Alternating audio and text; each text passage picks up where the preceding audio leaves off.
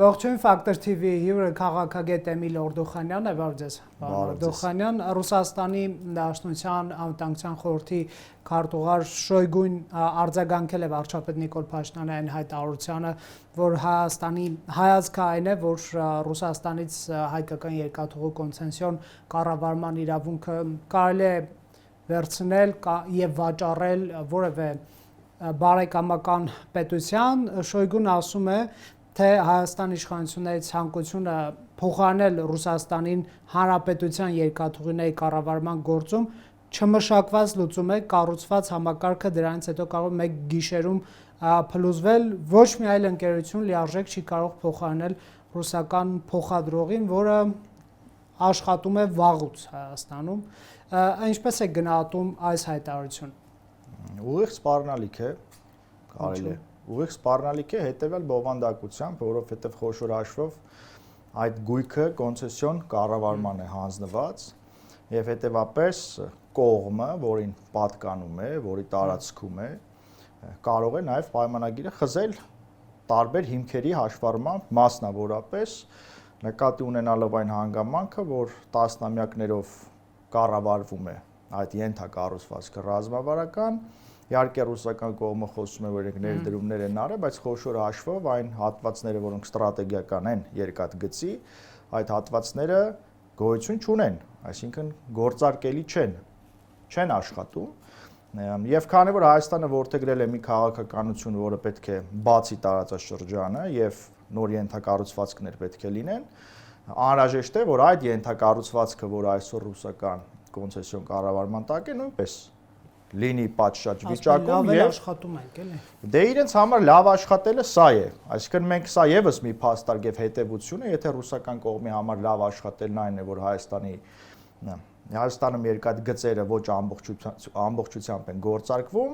այսինքն սա եւս մեկ կարևոր հանգամանք է դառնում ամրապնդելու այն տեսակետը եւ այն համոզումը, որ երկաթգիծը պետք է վերադարձվի, որպեսզի արագ կառուցվի եւ դա դառնա այն նոր հաղորդուղիների մի բաղադրիչը։ Հիշեցնեմ, մեր նախորդ զրույցներում ես ասել եմ, որ թրիփը չի աշխատի, եթե կամ լիարժեքորեն չի աշխատի, եթե այդ Երասխից մինչև Գյումրի երկաթգիծը շարունակի մնալ այս վիճակում եւ դա լինելու է քաղաքական ազատության լծակ Ռուսաստանի կողմից։ Հիմա մենք տեսնում ենք, որ Ռուսաստանը օգտագործելու է այդ լծակը։ Իրենց խոսույթը հենց այդ մասին է, որ կախվածությունը ձեր շարունակելու է մնալ, որովհետև մենք չենք պատրաստվում կամ չենք ընդունում ձեր այն տեսակետը, որ պետք է վերադարձնել, նորից ենթադրենք դա այլ կառավարման տալ, երրորդ այլ բարեկամ սուբյեկտի կամ ենթադրենք Հայաստանը կառավարի։ Եվ այստեղ կա աշխարհաքաղաքական շատ կարևոր գործոն, ինչի մասին հաջորդիվ կնշեմ։ Տեսեք, դե Ռուսաստանը ըստ էության Թրամփի ուղու կառուցումից դուրս է մնացել, քանի որ Հայաստանի առաջարկն է նախորդ տարիներին, հարգելով Հայաստանի ինքնիշխանություն, իրավազորություն եւ այլ սկզբունքներ, մերժել է։ Եվ միանձնյա ուզում էր այնտեղ վերահսկողություն ունենալ անվտանգային, մաքսային եւ սահմանային եւ այլն, եւ Հայաստանը ըստ էության չի համաձայնվել ռուսական այդպիսի պլանների եւ Ամերիկայի հետ գնացել է Թրամփի ուղու կառուցման։ Հիմա բնական չի է Ռուսաստանի այս վարքագիծը սպառնալ, ասել չէ մենք կշարունակենք կառավարել,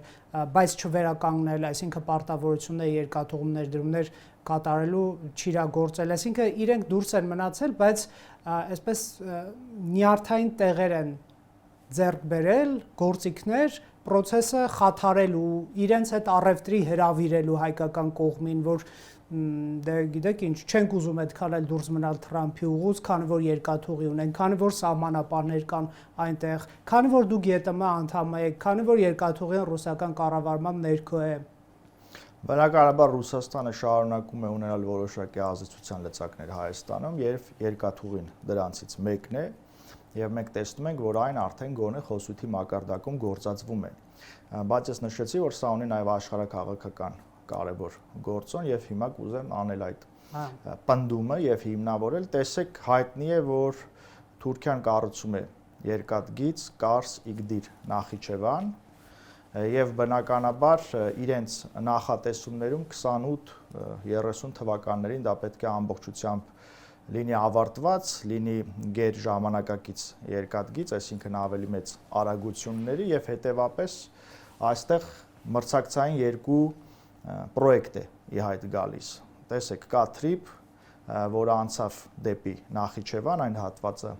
ամերիկյան պնդումներով երկաթգծի կառուցման եւ եթե օրինակ մենք չենք կարողանում վերադարձնել եւ արդիականացնել մեր երկաթգծերը, ստացվում է, որ Նախիջևանից TRIP-ը կշարունակվի ոչ թե Երասխից դեպի Գյումրի եւ հետո Կարս, այլ Նախիջևանով Իգդիր եւ դեպի Կարս, շրջանցելով Հայաստանի այդ հատվածը։ Պարզ է սա, ում կարող է ձեռնտու լինել եւ սա հասկանում է նաեւ Ռուսաստանի Դաշնությունը եւ օգտագործում է այս ազդեցության լծակը,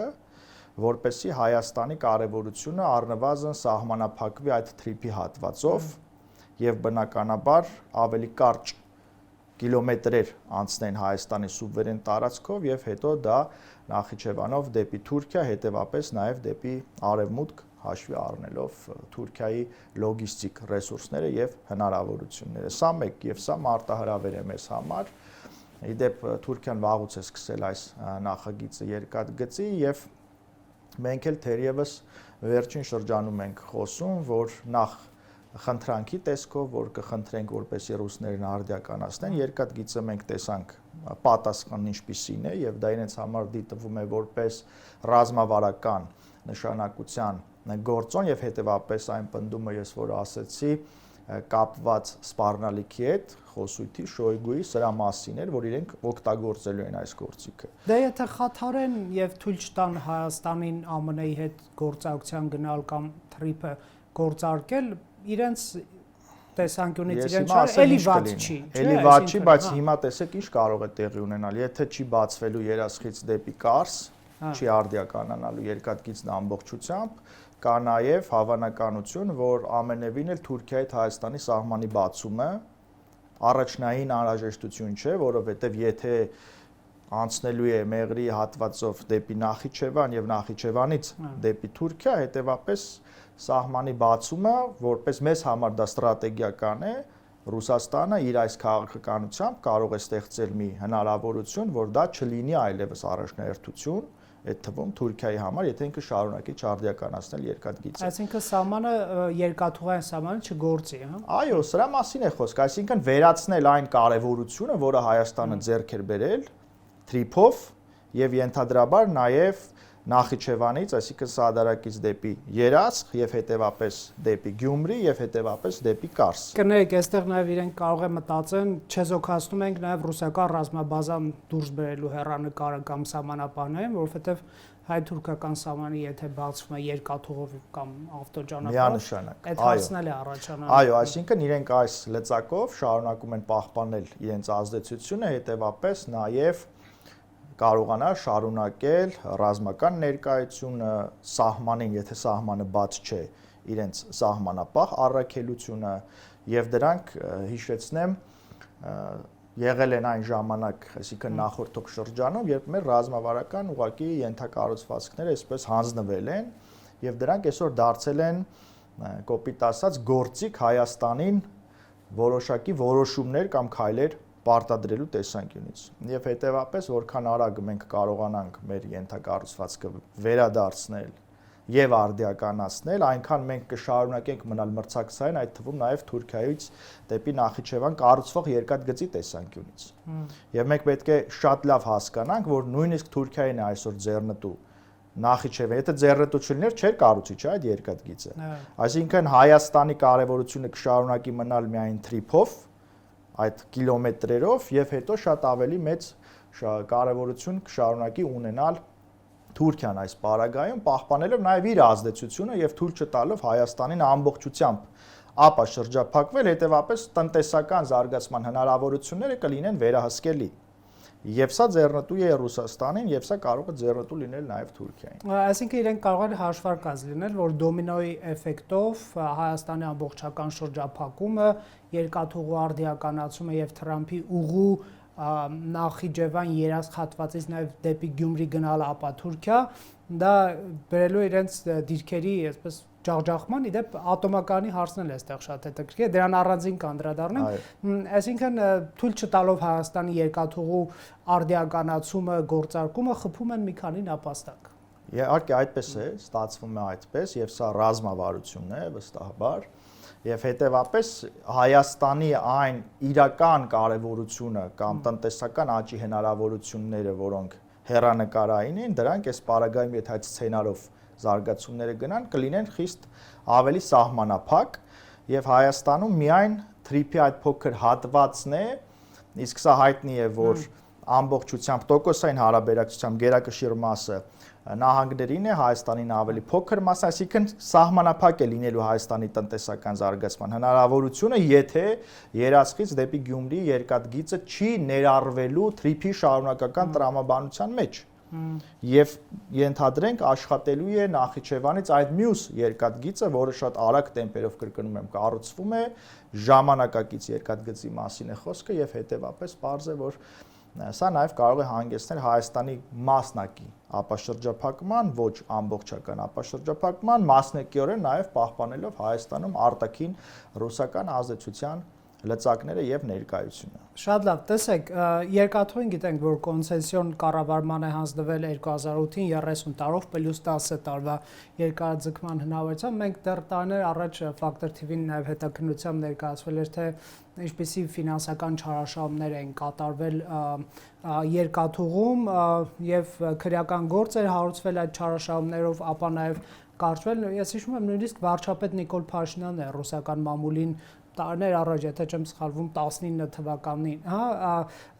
հարցազրույցում ներկայացրել շուրջ 60 միլիոն դոլարի չարաշահման մասին պատմությունը, բայց նաև հիշում ենք, որ անհասկանալի ձևով այդ գործը որ ժամանակ հետո կարճվեց, ընդ որում Հայաստանը ամեն տարի սուբսիդիաներ է տալիս հսկայական չափով այդ երկաթուղուն, որը վնասով է աշխատում, որպեսզի այն գոյատևի, այսպես հետահայաց նայելով սխալ չէր այն ժամանակ այս հարցին լուծում չտալ, հաշվի առնելով, որ իրավական հիմքերը հայկական կողմի ձեռքին ամուր են, այսինքն այն ժամանակ հնարավորություն չկար ռուսական տիրապետությունից ազատ ագրելու հայաստանյան երկաթուղին, որը գիտենք ինչ ողբերգական վիճակում է գտնվում։ Տեսեք, հիշում ենք այո բոլորս, որ 18 թվականի հեղափոխական process-ներից հետո այո այդ թեման դարձավ շատ արդիական եւ նաեւ հայտնի դարձան ինչ որ չարաշահումների մասին, հետո ուղակի լռություն եւ հայտնի չէ թե ինչ զարգացում ունեցան, բայց 18-19 թվականներին չկար թրիփի նախագծի գաղափար, չկային Հայաստանի ապաշրջափակման իրատեսական հնարավորություններ, որոնք կան այսօր։ Հետևաբար այդ թեման կրկին արդիական է դառնում այս պահին եւ ես ուզում եմ մի բան Կնեք այս գործերը միգուցե վերանայելու, բացելու կարիք կա։ Եթե նման հիմքեր կան, միանշանակ դա պետք է անել, որովհետև վերադարձը կառավարման իրավական հիմքերով պետք է լինի, որպեսզի դա լինի փաստարկված եւ բնականաբար մենք հնարավորություն ունենանք շարունակել մեր երկաթգծերի զարգացումը, բայց մի կարևոր բան եմ ուզում ասել, տեսեք, մենք ասում ենք կոնցեսիոն կառավարում։ Կառավարում չի նշանակում միանշանակ զարգացում։ Այսինքն, եթե դու ինչ-որ բան կառավարում ես, դու նաև կարող ես արգելակել դրա զարգացման ընթացքը։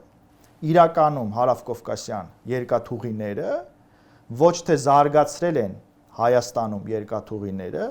այլ արգելակել են Հայաստանում երկաթուղիների զարգացումը, որպեսզի նաև ունենան հավելյալ ազդեցության լծակ, հետո բանեցնելու որոշ իրավիճակներում, օրինակ այն իրավիճակում, որը ստեղծվել է այսօր Հայաստանում եւ Հայաստանի շուրջ։ Այսինքն մենք պետք է կառավարում, երբ որևէ բան նկատի ունենք, միայն զարգացում չպետք է հասկանանք, որովհետեւ ինչպես մեքենայի կառավարումն է, դու կարող ես արգելակել եւ զարգացնել արագությունը։ Նույնն էլ անում է Ռուսաստանը, ունենալով այդ լծակը, արգելակելով փաստացիորեն մեր երկաթուղիների զարգացման process-ը եւ որքան արագ մենք ղեկը վերադարձնենք մեզ կառավարման, այնքան ավելի արագ կկարողանանք այդ process-ը տանել դեպի զարգացում եւ հետեւաբար ստեղծել այլ ընտրանքը, որը կարող է լինել թուրքական երկաթգծին, որը իրականում նաեւ կառուցվում է այն նպատակադրումով, որ շրջանցի Հայաստանը երասխից դեպի Գյումրի, որովհետեւ եթե կրկնում եմ Մեղրիով անցնում է Նախիջևան, իրենք Նախիջևանից դեպի Իգդիր եւ Կարս արդեն իրենց երկաթգծով կարող են տեղափոխել։ Ես դեռ չեմ լսել ռուսները ոնց են բացատրում մի կողմից իրենց պայմանագրային պարտավորությունները չկատարելու հանգամանքը երկաթուղիներում ներդրումներ իրականացնել, որպես այդ երկաթուղին մրցակցային լինի, բարձր արագությամբ աշխատի, մի կողմից չեն կատարում պարտականությունները, մյուս կողմից ասում են, չէ, եթե մեզնից վերցնեք կոնցեսիոն կառավարման իրավունքը, փլուզում տեղի կունենա, այսինքն սպառնալից տոն է, այսինքն այո, ես դրա համար ասացի, դա սպառնալիք է։ Այսինքն իրենց նպատակը ոչ թե Հայաստանում երկաթուղիների զարգացումն է, այլ կառավարումն է, հետեւաբար եթե իրենք ասում են վերցնեք կփլուզվի, դրանով ցույց են տալիս, որ այդ ենթակառուցվածքը իրենց համար ամենևին էլ զարգացման նպատակադրում չի ունեցել եւ չունի այսօր, այլ ուղղակի որպես ազդեցության լծակ։ Թույլ չտալ այլ դերակատարներ։ Սա է խնդիրը, որ իրենց արած ներդրումները ինչ են, հա կարող է մի քանի վագոն շարժակազմ արդիականացրել են, Երևան-Գյումրի, այսպես ճեպընթաց գնացք են, ուղևորափոխադրում է ապահովում, բայց լավ հասկացանք, սա արդյոք բավարար էր, մենք գիտենք, որ մեր երկաթուղիների կիլոմետրաժը շատ ավելի երկար է, շատ ավելի կարևոր հատվածներ կան, այսօր տարածաշրջանում փոխվում է իրադրությունը եւ նոր շահեր են մուտք գործում տարածաշրջան եւ անհրաժեշտություն է առաջացել նաեւ վերագործարկելու այն երկաթգծերը, որոնք չեն շահագործվել տասնամյակներով, այդ թվում Իջևանի հատվածից դեպի Ղազախ եւ մյուս կարևոր հատվածները։ Եվ սա է խնդիրը, որ մենք մի բան ենք տեսել եւ սա փաստ է, որ այն պայից ի վեր, երբ ռուսական կազմակերպությունը ստանձնել է կառավարումը մեր երկաթգծերի, դրանք ավելի շատ նվազել են եւ բնականաբար ստեղծվել է մի իրավիճակ, դրանք հանգեցրել են ինչին, Հայաստանի բլոկադայի շարունակականությանը։ Տեսեք, որ հատվածներն են իրականում անգործունակ դարձել երկաթգծի Ադրբեջանի հետ սահմանային հատվածները, Նախիջևանի հետ սահմանային հատվածները, Թուրքիայի հետ սահմանային, կոնկրետ այդ հատվածներում է, չէ՞, որ երկաթգիծը ապամոնտաժված է կամ այնքան է մաշված, որ հնարավոր չի աշխատի։ Ինչու օրինակ այդ հատվածներում են, որովհետև Հայաստանի ԱՊ-շրջափակումը այդ հատվածներից պետք է սկսվեր։ Եվ եթե այդ երկաթգծերը չկան եւ չեն աշխատում գործնականում այսօր, մենք գոնե կարող ենք հիմնավորապես ենթադրել, որ դա արվել է այն նպատակով, որ Հայաստանը չափաշրջափակվի, հետեւապես այդ չափաշրջափակված պայմաններում շարունակի մնալ կախվածության մեջ Ռուսաստանի Դաշնությունից։ Տեսեք, մի հետաքրքիր պատմություն էլ ատոմականի պատմությունն է, նույն Շոյգուն խիստ քննադատության է ենթարկել ամերիկյան ատոմային տեխնոլոգիաները, ասում է տարածաշրջանի մյուս երկրները եւ հայ ժողովուրդը ստիպված կլինեն հաշվի առնել միջուկային անվտանգության նոր ռիսկերը, փորձարկումներ կանցկացվեն մոտակայքում սեյսմիկ ակտիվ գոտում, հետեւաբար պետք է սա որպես սպառնալիք դիտարկել նույն, այսպես ասենք, նարատիվն է, որ ամերիկյան տեխնոլոգիաները չփորձարկված են, Հայաստանում էլ ընդդիմադիր տարբեր ուժեր դա են ասում, որ պետք է Ռոսատոմին դիմել, Ռուսաստանին դիմել, լավագույն տեխնոլոգիաները, առաջադեմ, էժան եւ որակով կարճացած եւ Շոյգուի առաջարկը Հայաստանի իշխանություններին այն էր, որ ընտրություն կատարելիս չառաջնորդվել ի հեճուկս մայրիկիս ականջներս կսառեցնեմ մտածելակերպ, այսինքն ինչ որ մեկին կներեք ինատ անելու համար սեփական առողջության վնաս չհասցնելու տրամաբանությամբ միացնենք թե երկաթուղու հարցը, թե ատոմակայանի հարցը, ինչ կնշանակի Հայաստանի համար հետքայլ անել այս սպառնալից տոնայնությունը հաշվի առնել։ Այդ սպառնալից տոնայնությունը հենց այն նպատակով է, որպեսզի Հայաստանը հետքայլ անի, հետեւաբար Հայաստանը պետք է ավելի ամրապնդի այն քայլերը հեռանկարային, որոնք նախատեսել է, որ պետք է անի։ Եվ սա ունի երկու պատճառ։ Մեկը նախ ամերիկյան տեխնոլոգիաներն այսօր աշխարհում շարունակում են մնալ առաջատար տեխնոլոգիաները ի համեմատ ռուսական տեխնոլոգիաների եւ ես հիշեցնեմ, որ օրինակ մեր ատոմակայանը սովետական տեխնոլոգիաներով եւ այդ ժամանակահատվածից է եւ թերևս սովետական շրջանում միջուկային էներգետիկայի խաղաղ միջուկի զարգացման տեսանկյունից աղետալի դեպքեր եղել են, որոնք եղել են խորհրդային տեխնոլոգիաները, եւ ես ուզում եմ հիշեցնել Չեռնոբիլի ատոմակայանի պատմությունը։ Ամերիկացիները չէ մեղավոր այդտեղ։ Ահա, ինչ եմ ուզում ասել, եթե տեխնոլոգիաների մասին ենք խոսում, համեն դեպս ինձ հանձնի չի մի փաստ, որ նահանգներում նման մի աղետ է տեղի ունեցել իրենց միջուկային տեխնոլոգիաներով պայմանավորված, եթե մենք նույնիսկ համեմատում ենք այն մրցավազքը, որում ժամանակին Միացյալ Նահանգներ եւ Խորհրդային Միությունն են, իսկ դրանից հետո հայտնի է ռուսական տեխնոլոգիաները շատ զիջում են բազմաթիվ ոլորտներում արևմտյան, մասնավորապես ամերիկյան տեխնոլոգիաները։ Գնանք ինձ հետաքրքիր է ինչու ամերիկացիները չեն սպառնում ռուսների պես։ Այ հայեր, եթե մեր տեխնոլոգիան չընտրեք, ձեզ չգիտեմ ինչ։ Որովհետև ամերիկացիները ռուսները այսպես ինչ որ սպառնալից, ինչ որ հրամայական, հարկադրական տեսեք, ռուսական քաղաքականությունը միշտ ուղղված հարևաններին եւ այլ սուբյեկտների իր մեջ այդ կոշտ ուժի տրամաբանությունն է ներառել։ Իրենք կոշտ ուժով մտան Ուկրաինա, իրենք կոշտ ուժով սպառնում են այն բոլոր հարևաններին, որոնք փորձում են զարգացնել ժողովրդավարություն։ Կոշտ ուժով սպառնում են այդ նույն հարևաններին, որոնք փորձում են դիվերսիֆիկացնել իրենց արտաքին քաղաքականությունը։ Հետո էլ ասում են ինչու հակառուսական այո, իրենց էներգետիկ կախվածությունը նվազեցնել, իրենց լոգիստիկ կախվածությունները դիվերսիֆիկացնել եւ այլն, այսինքն Միացյալ Նահանգների տակտիկան այլ է, խելացի եւ փափուկ ուժ, եւ սա էր իդեպ այդ կարևոր հանգամանքը, որ Ռուսաստանը ուզում էր կոշտ ուժով վերահսկողություն սահմանել այդ միջանցքի նկատմամբ, բայց Միացյալ Նահանգները այլ ռազմավարությամբ եկավ այս տարածաշրջան ընդունելով մասնավորապես Հայաստանի տարածքային ամբողջականության, ինքնիշխանության եւ իրավազորության հանգամանքը եւ շատ արագ կարողացավ այն տարածաշրջանում, որի նկատմամբ ուներ հավակնություններ Ռուսաստանը կոշտ ուժով, խելացի եւ փափուկ ուժով իր շահերը բերել։ Ռուսները չեն հասկանում, որ դա վանում է Հայաստանը։ Դե դա իրենց քաղաքականությունն է, ինչպես իրենք են ասում, կնուտոմի պրյանիկը մոտավորապես, եթե այն մեկը չի ստացվում, բայց իրենց մեջ միշտ կնուտը առաջին տեղում է։ Պրյանիկը չի առաջին տեղում, էլի, այնպես որ սա ուղղակի մտածողության հարց է, սա պետության քաղաքականության հիմքերում է նստած եւ սա է խնդիրը, որ Ռուսաստանը որևէ տարածաշրջան կամ որևէ պետության չի գրավում փափուկ գործիքով եւ այդ մեթոդաբանությամբ, թեև փափուկ ուժի համատեքստում ինչ որ ֆինանսներ էր նախատեսել, չէ՞ որ պետք է ուղարկի Հայաստան եւ այլն եւ այլն։ Այսինքն ես ասել եմ, այդ փափուկը մեկա վերջում կոշտ է դառնալու։ Առնվազն խոսույթի մակարդակում մենք դա տեսնում ենք, որովհետեւ իրենք դրան են սովոր։ Իրենց քաղաքականությունը կոշտ ուժի վրա է կառուցված եւ այստեղ շատ տարածաշրջաններում, եթե իրենք ունեն ազդեցության նվազում, հենց դա իրենց քաղաքականության հետևանքն է։ Ատոմականի մասով էլ եկեք հասկանանք Հայաստանի էներգետիկ ոլորտի դիվերսիֆիկացիան եւ անվտանգության ապահովումը նկատի ունեմ մեկ կենտրոնից այսպես կախվածության նվազեցումը Հայաստանի առաջնահերթություններից է եւ կյանքը ցույց է տվել, որ ցանկացած ոլորտում տնտեսություն, անվտանգություն, էներգետիկա, ինչ ուզում ենք առևտուր վերցնենք, եթե մենք մի կենտրոնից կախված ենք, ուղղակի մեզ զոհաբերում են այն ժամանակ, երբ որ ցանկանում են եւ մենք չունենք պաշտպանվելու որևէ միջոց։ Այսինքն Ռուսաստանն էր, ասենք, որոշում պատերազմում քանի փամփուշտ մենք կրակենք, ինքը զենք մատակարարի, թե չմատակարարի, երբ հանձնվենք, երբ գնանք բանակցելու եւ այլն։ Հիմա այս ատոմականի թեման էլ ինչ է կարծում, այս խմորը ինչքան ջուր կքաշի եւ հայկական կողմը ինչպես ինչ սկզբունքներով պետք է առաջնորդվի ընդհանրապես։ Մենք պետք է փորձենք չմտնել կոշտ խոսույթի մեջ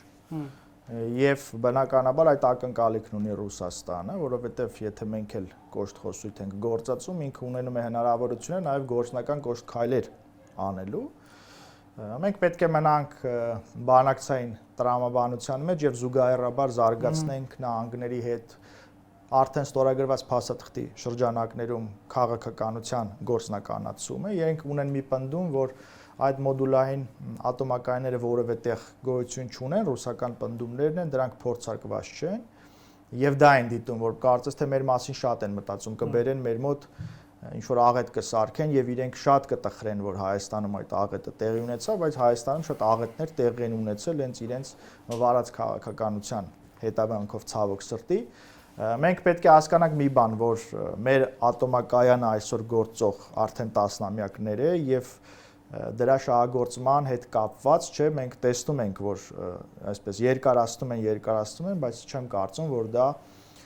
ընդմիշտ է այդպես լինելու։ Միջուկային տեխնոլոգիաները դրանք շատ բարդ տեխնոլոգիաներ են եւ բնականաբար արդի տեխնոլոգիաներ են մեզ պետք։ Այսինքն սա մեր մի հիմնավորումն է։ Իսկ ով է ասել, որ Աստված մի արածցե մենք չենք կարող աղետ ունենալ, եթե երկար շարունակում ենք շահագործել այս ատոմակայանը։ Իհարկե, սա մասնագետները ավելի լավ կարող են ասել, բայց ենթադրելու տեսանկյունից մենք կարող ենք, չէ՞, նման ենթադրություն անել։ Եվ մեր մի հիմնավորումը դա է, որ մենք բերում ենք արդի տեխնոլոգիաներ։ Երկրորդը, այո, եթե մենք շարունակելու ենք մնալ մեկ կողմից կախվածության մեջ, իրենք մեզ պարտադրելու են ոչ միայն էներգետիկայի հետ կապված որոշումներ, այլ մեր քաղաքականության հետ կապված որոշումներ։ Եվ մենք տեսնում ենք, չէ՞, բոլոր պարտադրանքներն ուղղված են մեր քաղաքական որոշումներին խոշոր հաշվով։ Իրենց այդքան էլ հետաքրքիր չի արևային տեխնոլոգիաներ մենք կզարգացնենք, թե այլ միջուկային մոդուլային այդ ատոմակայանները կփորձենք Հայաստանում գործել։ Իրենց համար կարևորը մի բան է՝ շարունակել մնալ իրենցից միակողմանի կախվածության մեջ։ Եվ այս առումով կնայեք Լավրով բավականին անկեղծ էր, վերջերս ասում էր, որ ԱՄՆ-ն եւ Եմեն, այսինքն անկեղծ նկատի ունեմ իրենց մտածելակերպը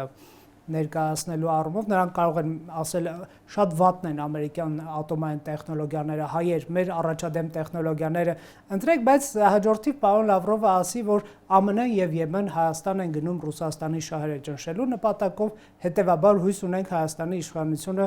չի գնա դրա ուղղությամբ, այսինքն ի վերջո նրանք բացահայտում են, պարոն Օրդոխանյան, որ ուղղակի Հայաստանը իրենց ազդեցության ոլորտում պայելու խնդիր են լուծում այս խնդիրներով, էլի ապագան այս թեմատիկաների ոնց եք դուք տեսնում երկու թեմայի։ Տեսեք, մենք ունենք պաշտոնական այդ հայտարարությունները, Լավրովի, Շոյգուի, տեսնում գնալով ավելի մի տեսակ կոշտանում է այդ հայտարարությունը եւ ռոպագանդիստների հայտարարությունները, որոնք շատ ավելի կոշտ են, բայց ոչ պաշտոնական անձանց կողմից իդեմս Հայաստանում այդ հատուկ ռազմական օպերացիա սկսել, ուզում եմ հիշեցնել։ Իհարկե սրանք փոխկապակցված են, այսինքն եւ այս երեքն էլ սպառնալիքի լեզու է ուղղված Հայաստանին, եւ բնականաբար Հայաստանում վախի մթնոլորտ ձևավորելուն ուղղված խոսույթ է, որպեսզի այո մենք կանգ առնենք, այսինքն իրենք ոչ միայն կառավարեն երկաթգիծը, այլև կառավարեն մեր քաղաքական որոշումները, վախի, սպառնալիքի խոսույթով։ Բայց բնականաբար մենք չպետք է գնանք հավասարական խոսույթով նրանց կոշտ պատասխանի եւ արձագանքի եւ մենք պետք է փաստարկենք եւ մենք այդպես էլ վարվում ենք կարծես թե, այսինքն ցանկացած քայլ որ Հայաստանը անում է եւ ճիշտ ճշմարտացիորեն հիմքում դնում է Հայաստանի շահը։ Հիմա ստացվում է մի բան, եթե ռուսական տեսանկյունից ենք նայում, եթե պաշտպանվում է Հայաստանի շահը, դա դիտարկվում է որպես հակառուսականություն։ Այսինքն դա իրենց տեսանկյունն է։ Հայաստանը կրկնել եմ, ասում եմ, որ երբևէ հակառուսական որևէ քայլ չի արել, երբ Հայաստանը պաշտպանում է իր պետական շահերը, դա Ռուսաստանն է եւ ռուսական շահ սպասարկողներն են, որ դիտում են որպես հակառուսականություն։ Ինչ է արել Ռուսաստանի դեմ Հայաստանը։ Որևէ գործնական քայլ Ռուսաստանի դեմ արել է, իհարկե չի արել։ Ուզում է, որ իր երկաթուղիները նորմալ երկաթուղի լինեն եւ նորմալ ատոմական։ Այո, Հայաստանը իրավունք ունի ունենալ լավ երկաթուղիներ։ Ոչ, եթե ռուսական չի, ոչ։ Բայց Հայաստանը իրականում իրավունք ունի եւ պետք է ունենա եւ հետեւապես Հայաստանը պետք է անի բոլոր քայլերը, որպեսզի ունենա արդիական երկաթուղի, որպեսզի շարունակի պահպանել իր կարևորությունը նաեւ արտաքին այլ սուբյեկտների համար, որոնք Հայաստան են եկել շատ կոնկրետ ծրագրերով եւ նախագծերով գլոբալ նշանակության եւ սա է միակ հնարավորությունը Հայաստանի բալանսավորել տարածաշրջանը, հետեւապես այն բերել ավելի կայուն վիճակի, քան այն մեկ սուբյեկտից կախվածության պայմաններում անկայունություններ, որի ականատեսը եղել ենք եւ որի ցավալի հետևանքները զգացել ենք մեր մաշկի վրա։ Հունիսի 7-ը Ռուսաստանի համար շանս է այս process-ները հետ շրջելու։ Շանս են դիտարկում իրենք եւ կարծում եմ ամեն հնարավոր բան անելու են, որպեսզի Գյումրի 2 սցենարը բանեցնեն եւ իրենք էլ կարծես բացայտ այդ մասին խոսում են, որ իրենք ուզում են Գյումրի 2 սցենար, բայց ես ասել եմ, որ մեր իշխանությունները այստեղ աշխատելու տեղ ունեն հանրության հետ խոսելու, ներկայացնելու Հայաստանի իրական շահը որն է, հավաստիացնելու եւ համոզելու, որ անցյալի պայմաններում զիջելով միայն մեր ստրատեգիական նշանակության ենթակառուցվածքները մենք դրա արդյունքում շատ ենք տուժել եւ այսօր ավելի նպատակահարմար է շարունակել մեր անկախացման իրական process-ը ուղղված թե վերադարձնելով, թե բալանսավորելով, թե այլ սուբյեկտների հետ նոր հարաբերությունների հաստատմամբ, որը Հայաստանին ավելի մեծ շանսեր է տալու իր շնչառությունը վերականգնելու տեսանկյունից եւ կա մյուս հանգամանքը օրենսդրական տեսանկյունից մի քանի անգամ ասել եմ, չգիտեմ, որպես առաջարկ դա հարկ կհամարվի քննարկելու։ Տեսեք, ժողովրդավարության խնդիր ունենք, եթե մենք նայում ենք Գյումրի երկու սցենարին, այսինքն Գյումրիում ինչ տեղի ունեցավ։ Փոքրաթիվ ձայներ ստացած ուժերը միավորվեցին եւ ըստ էության հաղթեցին հարաբերական մեծամասնություն, գյումրեցիների մեծամասնություն, ձայների մեծամասնություն ստացած ուժին։ Սա դեմոկրատիա չէ, այսինքն սա ընտրողների խաբեություն է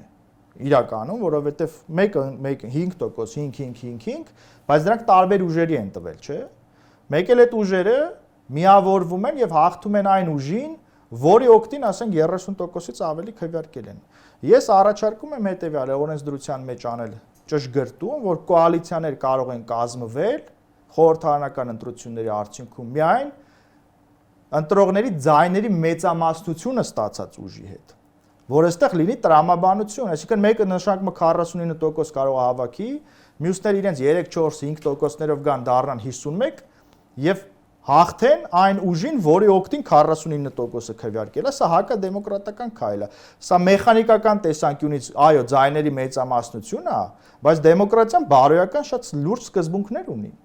Այսինքն ուզում եք կոալիցիա, լեզու գտեք, կազմեք այն ուժի հետ, որը ձայների մեծամասնությունն է ստացել թեկուզ հարաբերական։ Եթե չի ստացվում, գնացեք ընտրությունների հաջորդ փուլի։ Շնորհակալ եմ զրույցի համար, կհետևենք պարոն Օրդոխանյան, Factor TV-ում հյուրընկալել ենք Էմիլ Օրդոխանյանին։